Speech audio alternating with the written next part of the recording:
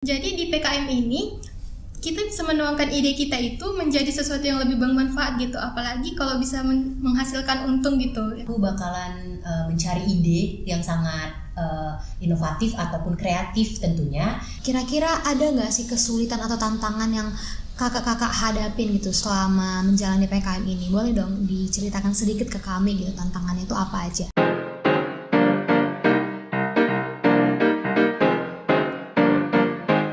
Assalamualaikum warahmatullahi wabarakatuh. Shalom, Om Swastiastu, Namo Buddhaya, salam kebajikan.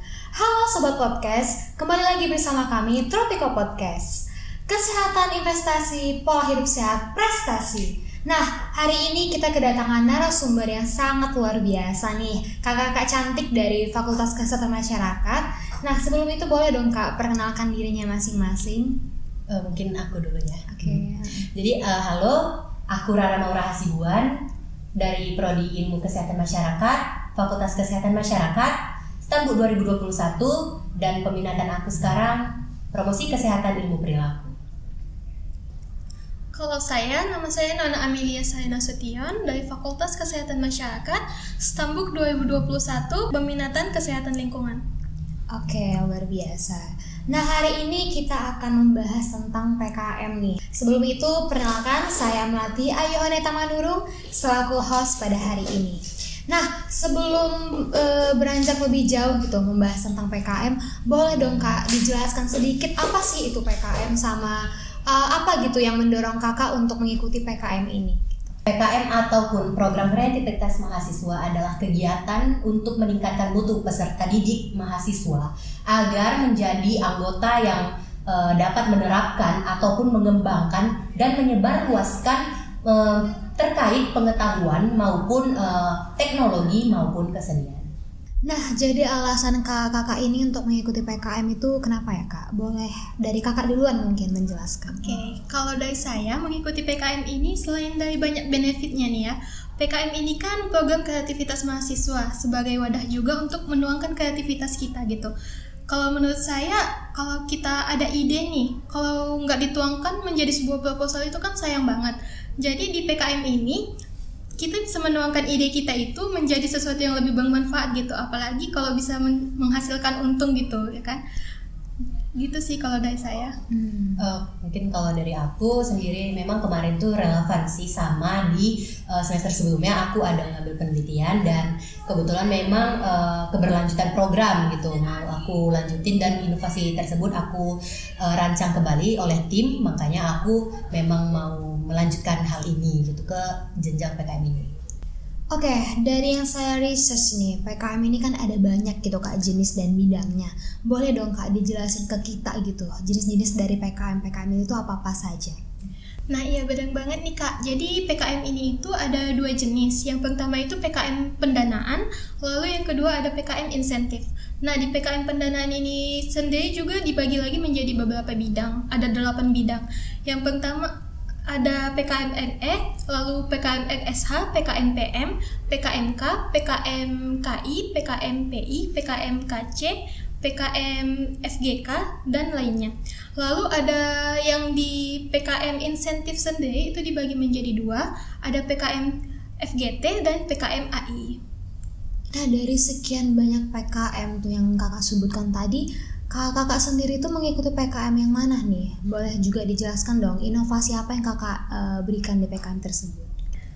Kebetulan kalau misalnya aku dan tim itu PKM PM yaitu pengabdian masyarakat, di mana untuk judul PKM kami itu optimalisasi KIA atau kesehatan ibu dan anak, digitalisasi KMS kartu menuju sehat berbasis machine learning dengan menggunakan DDL deteksi dini elektronik. Jadi memang untuk inovasi kami tersendiri itu mendigitalisasikan kartu menuju sehat itu jadi berbasis machine learning, di mana KMS tersebut jadi tidak manual lagi gitu untuk mendata anak-anak balita.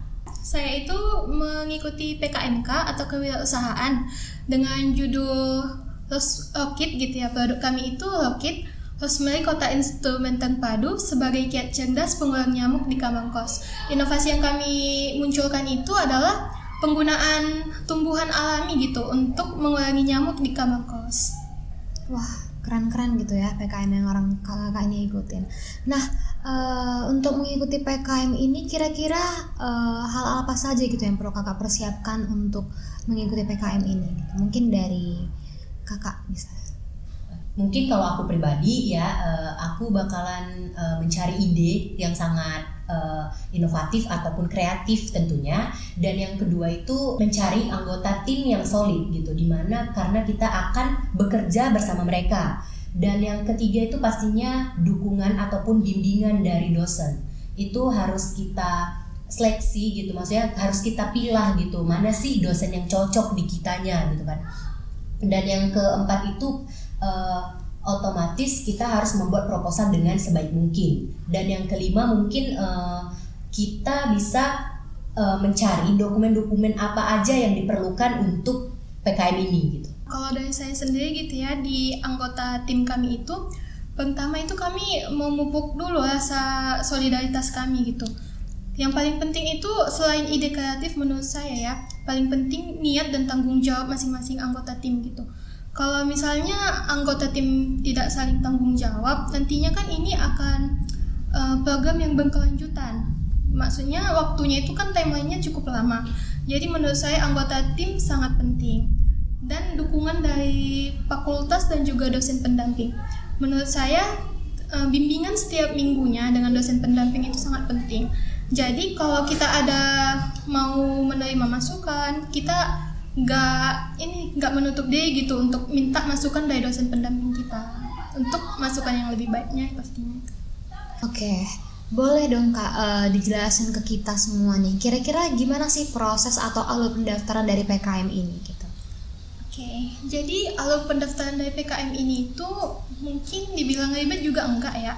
Jadi pertama itu kami melakukan pendataan di tingkat Fakultas Kesehatan Masyarakat. Nah, setelah pendataan ini kami melakukan seleksi internal gitu. Pada tahap seleksi internal ini, tim-tim yang sudah lolos itu akan mendapatkan bimbingan untuk melanjut ke seleksi tingkat universitas. Nah, di tingkat universitas sendiri nanti itu sudah dibantu oleh PKM Center. Di tingkat universitas, ketika kita sudah lolos seleksi internal, maka PKM Center akan membagi beberapa tim reviewer gitu untuk kita bimbingan yang lebih baik lagi. Nah, selanjutnya pada tahap terakhir itu adalah kita akan mengupload proposal kita yang sudah fix gitu, yang sudah betul-betul oke ke akun Simbol Mawar kita. Kira-kira bisa nggak Kak diceritakan gimana sih proses pengembangan dari inovasi kakak ini mulai dari tahap awal hingga sampai sekarang gitu, bisa sampai pendanaan gitu? Oke, mulai dari saya dulu ya. Kalau kami itu pertama-tama kami itu mendapatkan ide saat lagi viral nih masalah virus Wolbachia, tahu nggak sih? Oh ya, tahu. Ya, tahu. Itu virus Wolbachia itu kan menimbulkan pro kontra nih di masyarakat. Padahal kan virus Wolbachia ini diciptakan untuk sebagai upaya preventif untuk mengurangi nyamuk di Indonesia gitu. Sedangkan kita tahu Indonesia ini kan negara tropis, memiliki curah hujan yang tinggi. Dan jadi peningkatan faktor nyamuk juga sangat tinggi di Indonesia. Maka sangat penting sekali nih dilakukan upaya yang bisa membuat faktor nyamuk ini berkurang di Indonesia, seperti itu. Jadi kami kepikiran gimana kalau penggunaan obat nyamuk kimia kan itu udah banyak dipakai di masyarakat dan sangat digemari kan oleh masyarakat. Tapi kan itu namanya bahan kimia ya, pastinya ada dampak negatif gitu untuk kita. Jadi kami kepikiran gimana tumbuhan apa sih yang bisa menjadi tumbuhan alami untuk repelen yang bisa mengurangi nyamuk, yang dimana dia mengeluarkan wangi yang tidak disukai oleh nyamuk. Kalau penggunaan lavender kan sudah biasa. Jadi kepikiran gitu, kami dapat satu tumbuhan yaitu rosemary. Mungkin itu kan masih agak nggak terlalu semua orang tahu gitu. Mungkin kita pun tahu kalau rosemary itu paling digunakan untuk masak steak gitu ya kan. Jadi kami pikir kayaknya di Indonesia kan masih dikit nih. Lalu kan kami udah dapat nih idenya yaitu tumbuhan rosemary ini. Kemudian untuk dijadikan sebuah produk nggak mungkin kan kita cuman jualan rosemary-nya doang. Nah itu waktu itu kan lagi ini juga ada kepikiran untuk gimana sih kalau misalnya di kos ini kayak bosan gitu. Kan kita nggak ada lahannya kan kalau di kos. Mau nanam juga susah. Jadi kalau misalnya ada tanaman mini nih yang bisa kita rawat di meja belajar kita, pasti apalagi nanti kalau misalnya dipadukan dengan tumbuhan alami rosemary ini, pastinya kan memiliki manfaat gitu. Bisa untuk estetika, bisa untuk mengurangi nyamuk di kamar kos juga. Jadi kami bikin rakit ini, rosemary kotak instrumen terpadu. Wah, keren ya, Kak. Kalau dari Kakak sendiri, kira-kira? Memang inovasi awalnya ini kami terbentuk dari permasalahan mitra, di mana permasalahan mitra kami itu masih menggunakan pencatatan offline, di mana mereka menggunakan kertas maupun buku untuk mencatat data-data balita tadi gitu. Jadi kami hadir di sini ataupun di PKM ini gitu untuk mendigitalisasikan kartu menuju sehat tadi dengan baik gitu, dengan melihat pemantauan ataupun perkembangan ataupun pertumbuhan pada balita dan bayi tadi. Keren.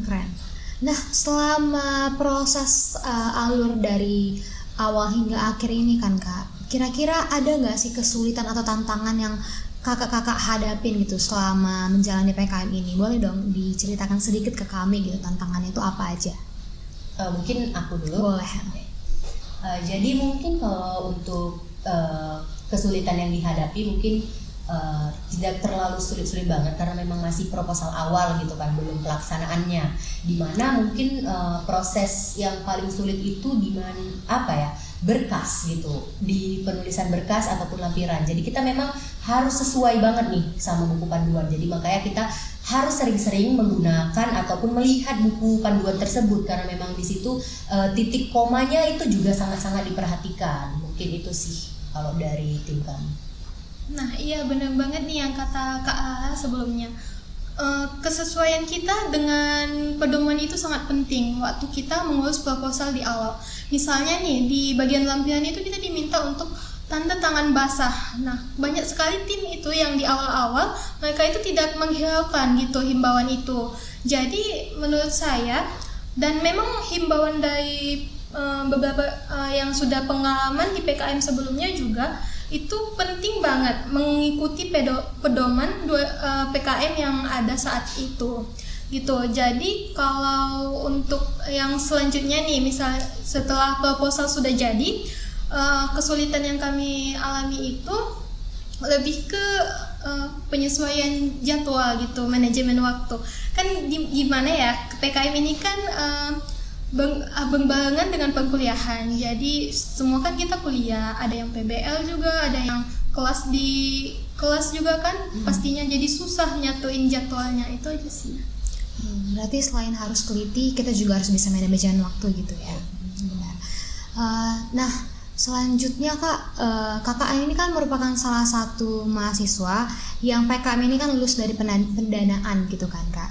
Boleh dong kasih tips and triknya gitu ke kami mahasiswa lainnya, gimana caranya biar kami ini juga bisa gitu lolos pendanaan seperti kakak ini. Nah jadi kalau misalnya dari aku pribadi, kalau untuk tips and triknya nih, kalian bisa menggunakan buku pedoman itu sebagai kunci, dimana karena di situ semua sudah tertera gitu untuk peraturan maupun kepentingan-kepentingan lainnya itu sudah dirangkum lah gitu di dalam buku pedoman PKM 2024. Dan untuk triknya mungkin kalian bisa menggunakan inovasi terbaru ataupun inovasi yang memang jarang muncul gitu. Dan untuk penggunaan judulnya itu sangat penting, dimana judul itu memang berpengaruh besar gitu, harus inovatif dan harus kreatif di judul tersebut. Mungkin itu sih.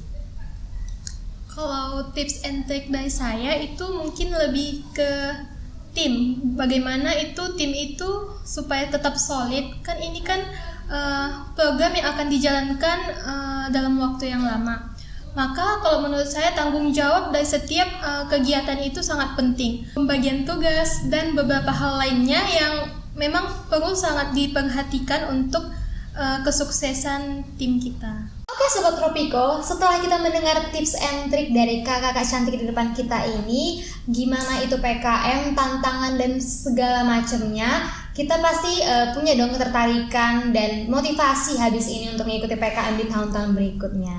Untuk itu, saya Melati Aminata Manurung selaku host pamit undur diri. Tropiko Podcast, kesehatan investasi, pola hidup sehat, prestasi.